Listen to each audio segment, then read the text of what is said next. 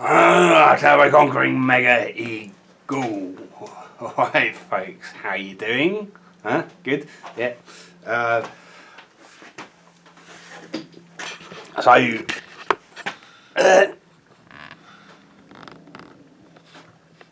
there we go. I'm not a big titted lovely. You don't want to stare at my chest, do you? Yeah. Probably don't even want to stare at my face anyway, but whatever. Oh, I've just been out and bought myself a new angle grinder. Bosch GWS Professional. Yep.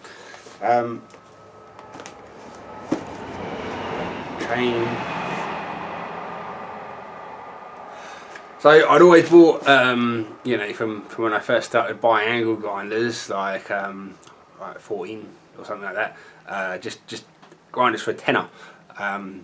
You know, they're affordable, and you'd run them for a bit and maybe run over them with a car or something like that. Once I got into that sort of thing, buggered them up and whatever, and it wasn't the end of the world because you can just get another one for tenner, can't you? Went through this process. I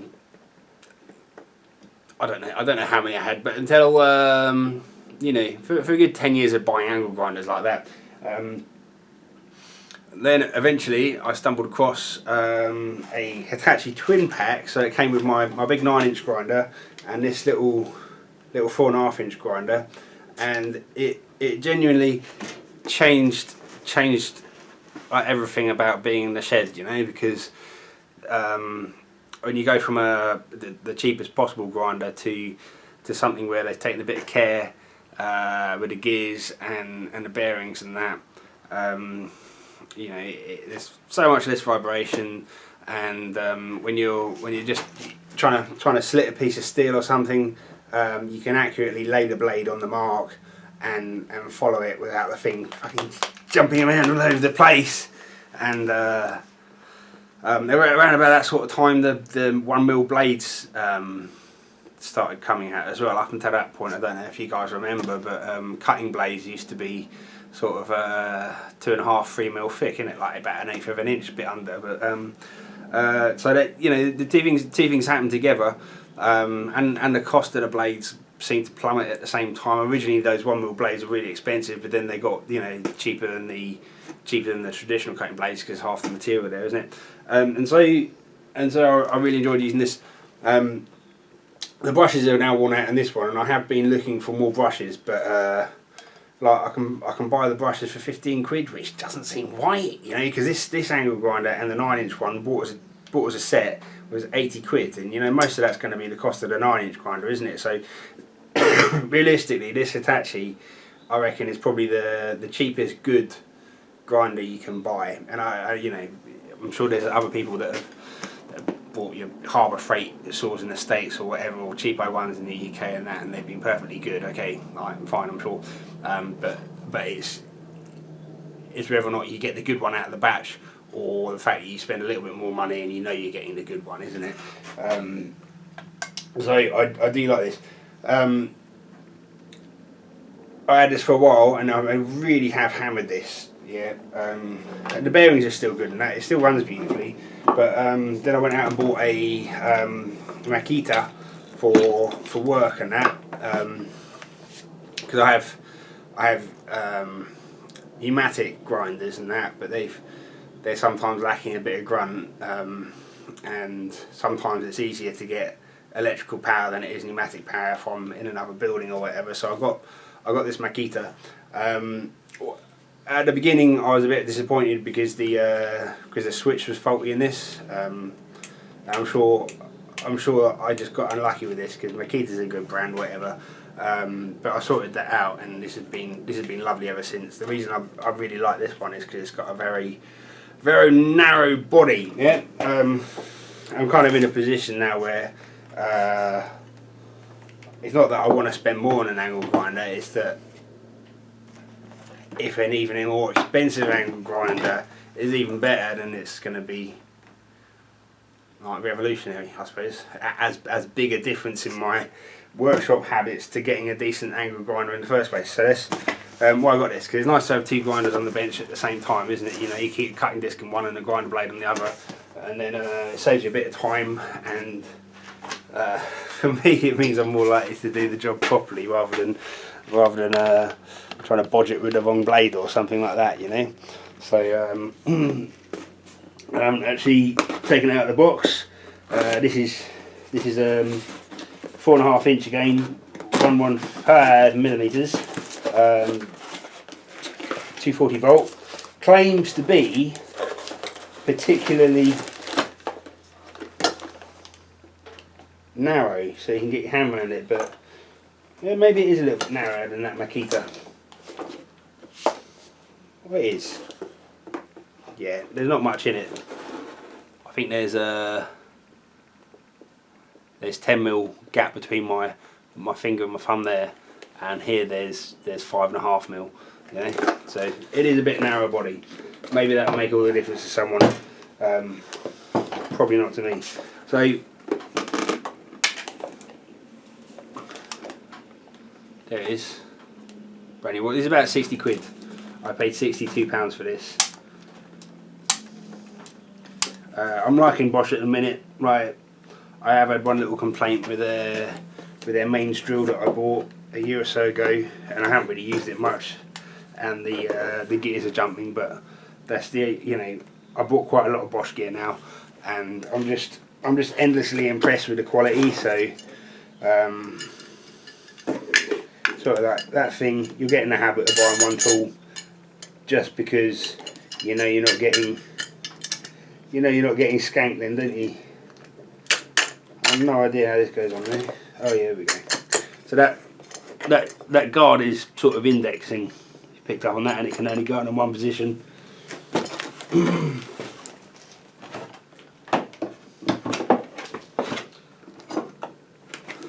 I like to run my guards a little bit loose, not loose, but just a little bit loose, so I can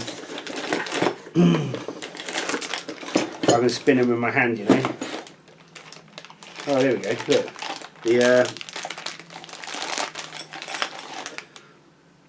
the blade spanner actually has the Allen key on the back of it, which is going to be really annoying. But I never use the blade spanner. I don't generally do my blades up tight, and then that means I can undo them by hand, and then you don't need any tools, isn't it? But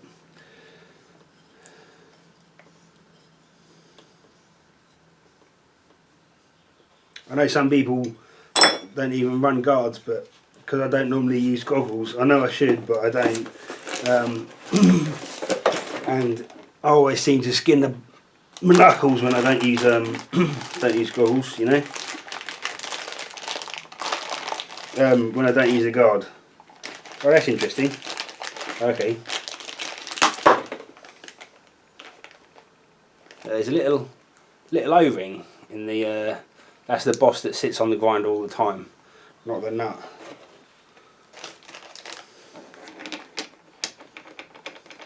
That's very nice. Notice how they've manufactured the recess there. Yeah, normally they just slot all the way across the nut.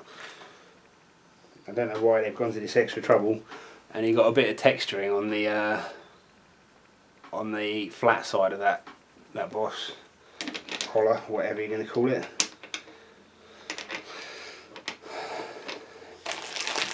It does come with a little handle. Right, I probably won't put that on, to be honest.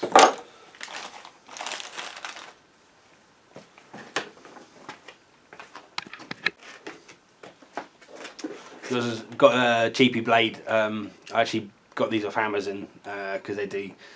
You can get 50 blades for 20 quid, which is pretty good. I had been buying the screw fix blades, but I don't know if you noticed. There's a the screw fix have changed the style of their blades recently, and the bore seems to be ever so slightly undersized, which means that once you've nutted it onto the grinder and done a bit of work with it, taken the nut off, the disc doesn't want to come off, and you know, even if you pull it off, you'll always hear the disc crack slightly. So you know, one of the reasons I like to keep two grinders on the go, so you don't have to take the blades out. But once you pulled the discs off and heard them crack, then you probably shouldn't be using it again in the future. Oh, that button takes a lot of effort to push it in, you know. There's a very heavy spring on the spindle lock button.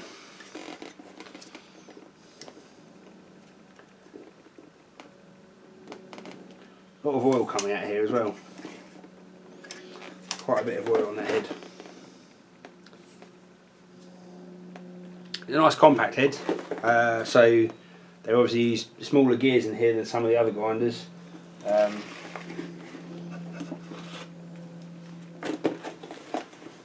Oh, maybe it's about the same size. It is exactly the same size, isn't it? Is it? No, it is a bit smaller. It's a couple of mil shorter on the on this surface here, which means you can get in a bit further into your steel work, or get a bit more use out of the blade before you have to change it. Not much in it. Not much in it. I expect they're all using similar sizes, aren't they? Strangely, compared to the Makita, this is quite a lot narrower. This is much smaller than Makita. Interesting.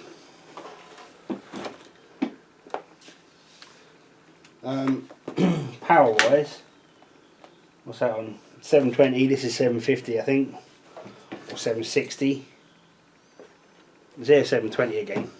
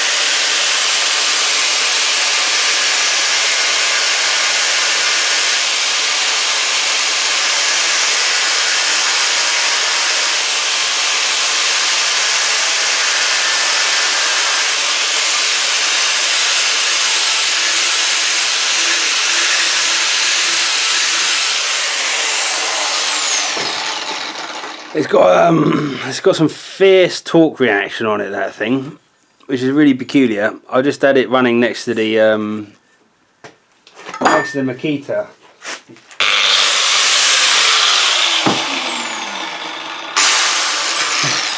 And it tries to jump out of your hand. You know, they're the same power, they run at the same speed, but the Makita switches on beautifully, and the Bosch tries to jump out of your hand. The other interesting thing I've only just noticed, but it's not a lot longer, but it's a bit longer.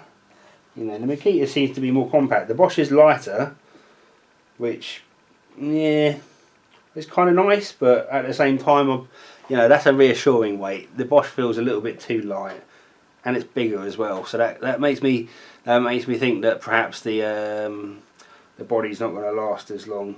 Makita doesn't have changeable brushes. Once the brushes are shot in this Makita, you got to buy another grinder. That's what they say anyway. But this one you can change the brushes, so that's good. But you know, when I have tried buying spares for Bosch, like, they've always been prohibitively expensive, a bit like the brushes for that Hitachi. So I don't know. And you know, the thing about doing tool reviews is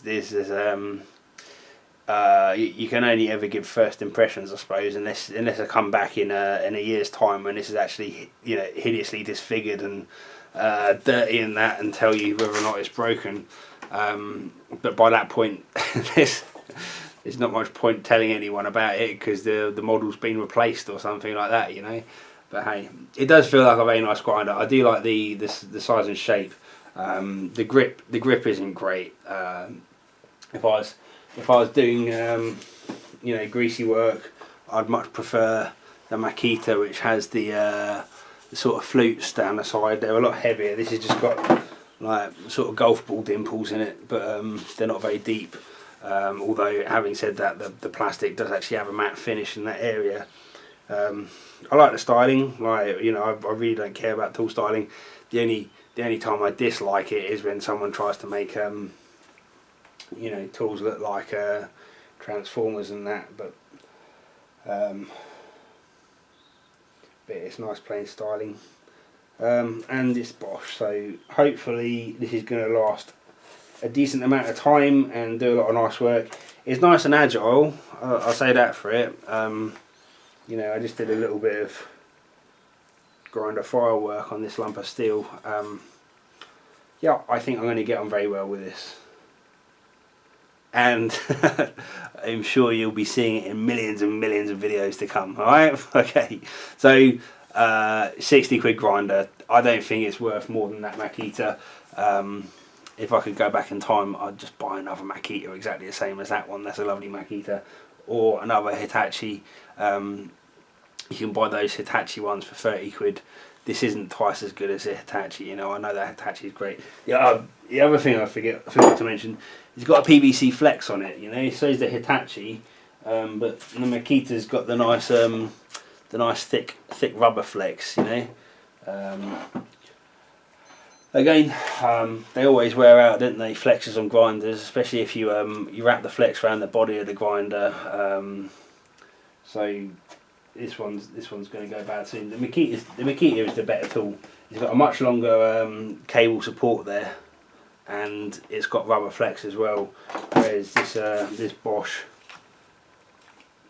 shorter flex support and the PVC cable.